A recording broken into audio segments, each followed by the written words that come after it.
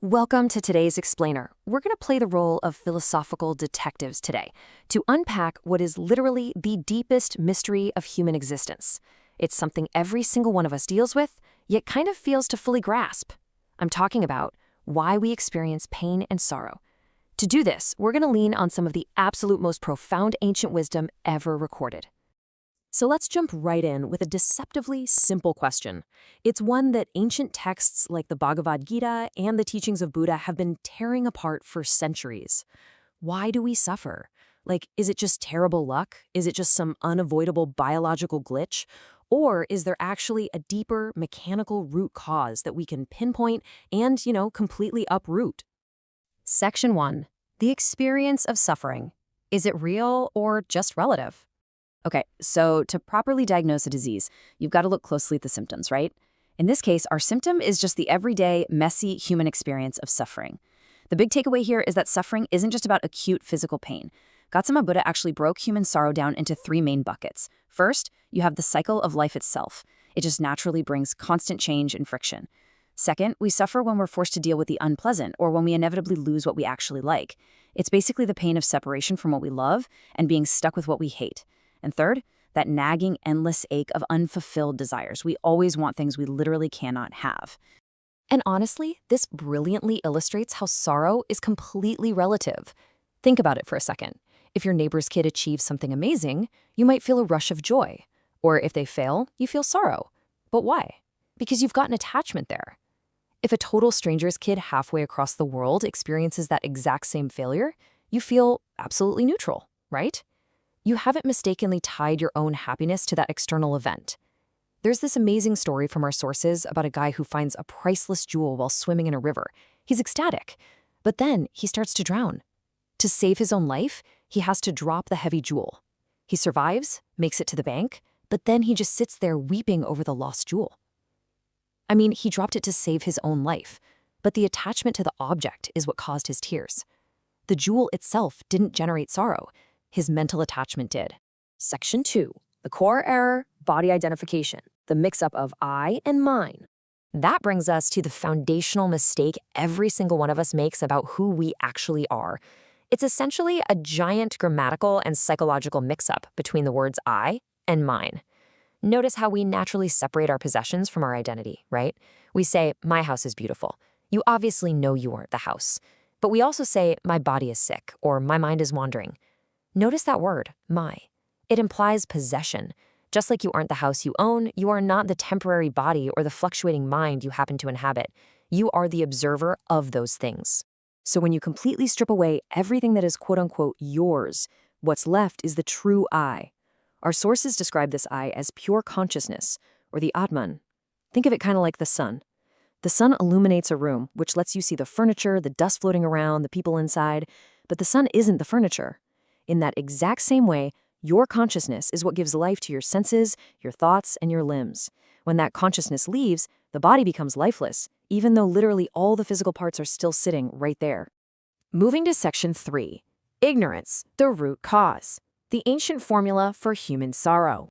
Now that we've pinpointed this core error, confusing the observer with the observed, let's look at the exact mechanics of how this cascades into complete misery. The philosopher Adi Shankaracharya outlined this sequence, and it's fascinating how it builds. It kicks off with step 1, ignorance, or agyan. Now, this isn't a lack of worldly facts, like failing a math test. It's a lack of self-knowledge. Because we don't know our true eternal nature, we slip into step 2, body identification, or dehatma bhava.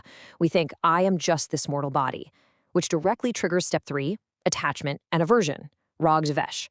Since you think you're just a fragile physical body, you get desperate. You want to protect it, you hoard pleasures for it, creating intense attachments to things that make you feel secure, and intense hatred for anything that threatens it.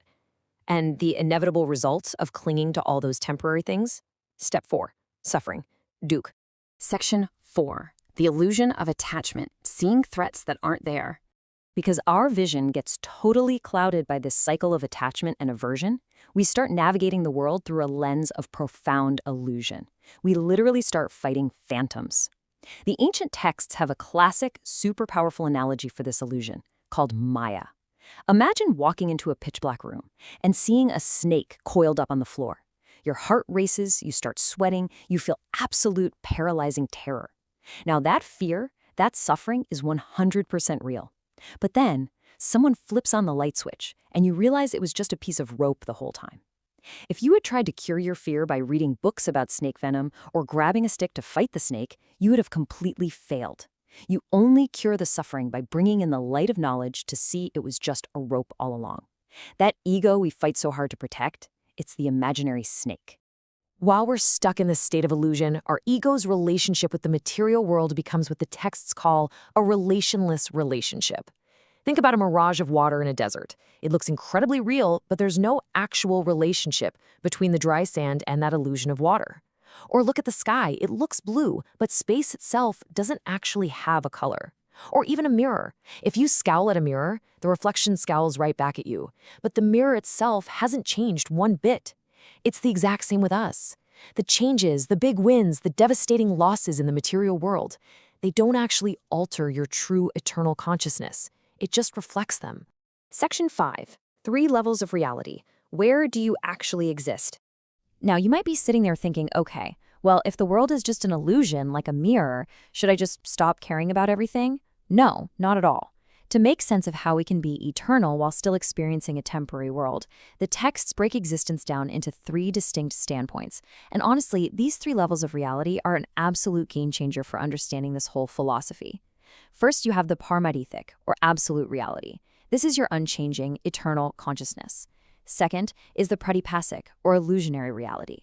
These are your mental projections, kind of like a dream that feels entirely real right up until the second you wake up. And third, which is super important, is the Vyavaharic, or transactional reality. This is the physical world of cause and effect we live in every single day. The key is understanding that in the transactional reality, the rules still apply. If you eat terrible food, your body gets sick. If you don't put in the work, you don't get the job. You have to act correctly and ethically in this transactional world to avoid physical and societal hardship.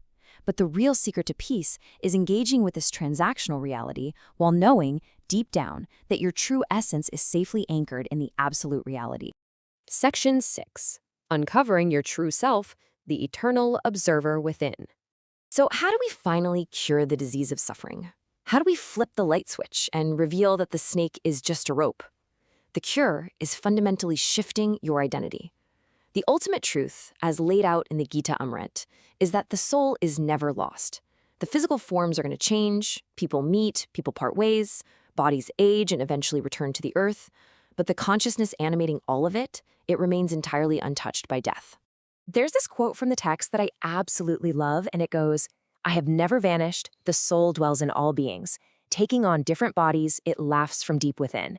When you truly, deeply grasp this concept, just like the wise guides tell us, you stop mourning the inevitable changes of the physical world. You stopped desperately clinging to the heavy jewel while you're drowning in the river. You finally realize that the soul is simply moving forward on its grand, eternal journey, just switching garments as it goes.